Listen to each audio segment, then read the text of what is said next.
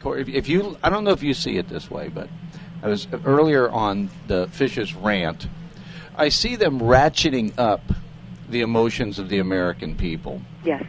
Left, right, race, the immigration, all these things that are not easily resolvable, but they seem to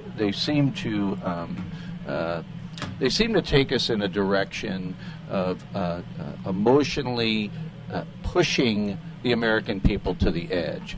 And I pointed specifically to what recently happened in Arizona with the governor after the president calling the state's actions irresponsible. And misguided. Oh, my gosh. Yeah, I forgot. And misguided, Basil. I forgot. That was the other word he used. And actually that one I thought was more inflammatory. Yes. But, after seeing it, my father was the only one born in this country. In his family, they were Italian immigrants. And so I've always had this connection with, I am not anti-immigration, but my father was, you get here, you get an education, you take advantage of the American dream, you don't whine, you don't complain, you move away from, I did not learn Italian. You learn English, And so, and I know that there are pockets of everything, and we're a melting pot. But what bothered me about this is that they wanted to turn it into, instead of dealing with the safety of the people of Arizona, because it's a safety issue now. Absolutely. Okay? They wanted to make it racial profiling. I swear I was yelling at the TV. It is so insane. It is so insane what they're doing. And my fear is, Basil was talking about, he was in a country that was under martial law. I too was when I was in the Philippines. They were under martial law. And it is not a healthy thing. And if Americans think that, we always want to cough up our freedom for safety. And at some point you got to quit thinking about being safe and start thinking about, this is not going well. Right, and I agree with you, and I agree that we're not only conservatives, but people in the middle, and I think a growing number of people in center-left are becoming more and more disillusioned and more angry. Jobs have not materialized, it's gotten worse, and it's almost disgusting. Yeah, it's not the way America is meant to be. And if I didn't know better, it reminds me of somebody playing Let's You and Him Fight. Yes. And as long as we're busy scrapping with each other, with our minor, relatively minor differences, there is, I believe, a very destructive thread running through the government right now. Absolutely. And it's insane. And Barack Obama's history is not socialism. It's Marxism.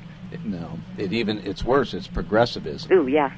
And what it is you can follow his lineage right back to the students of a democratic society. And so if it has its roots in Marxism, you would say at least we could see it clearly, but he covers it, and the way he's able to cover it is by going towards a progressivism. Right. Either way, we're losers. The object of any of those will take away what America has known as freedom. Here's what you said that I think is really crucial, is anybody can be set against another group if they're not aware of what's going on. And this is actually one of the very important goals that we had in telling these stories, is that it's for all Americans. Everybody needs to know. This is not just a book for conservatives. I want everybody to know about this, because in the end, it's our country. We're all Americans. Yes, we have different points of view and some extremely strong disagreements, but we're still Americans, and that's the thing that we need to keep in mind, and not allow a small group of people, political elite, if you want to use that phrase, to poke us and to try to pull the strings and push our buttons and use what is a bad economic situation. It's worse than it had been.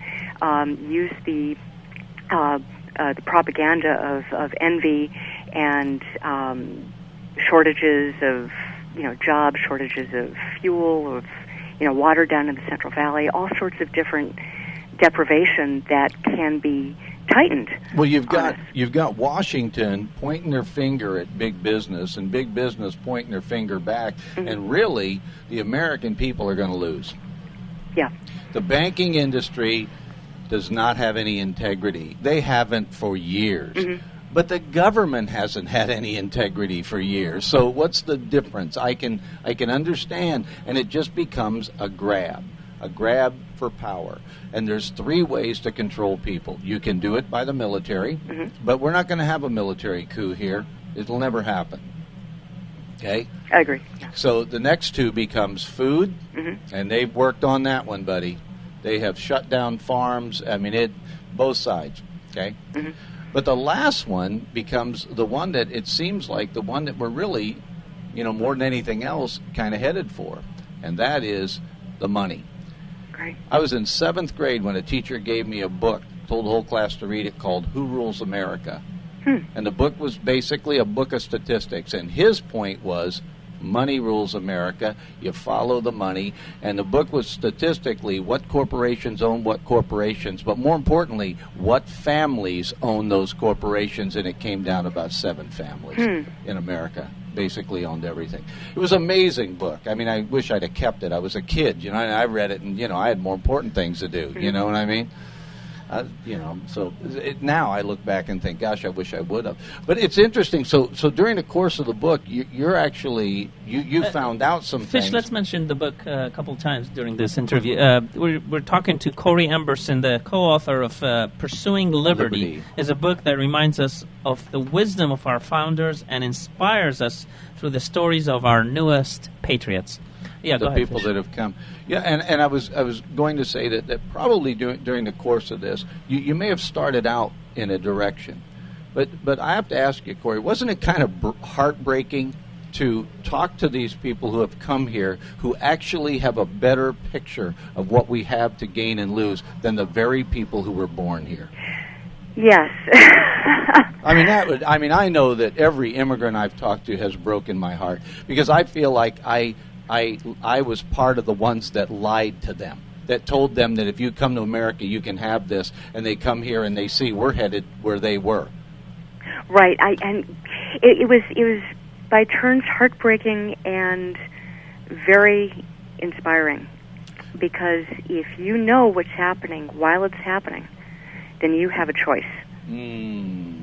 True. You have a choice. And one thing that I was thinking about, I listen to an awful lot of radio, and we've got Fox News on here in the office through most of the day, and people are pretty down. I mean, there's this cloud over the country, and you hammer on people long enough. But the thing that truly gives me a real hope, not hopey-changey hope, but real hope, is that we have, and this is what sets us apart from the other countries where people came from, we were founded in a tradition of personal liberty. We were not another kind of government before that. That's where we are. And as a matter of fact, we decided to go ahead and publish this independently because we wanted to get this out in time. I had been working on, talking to other publishers, but just the amount of time it would take to get the book out was maybe a year and a half or 2 years, and that would take it beyond 2010.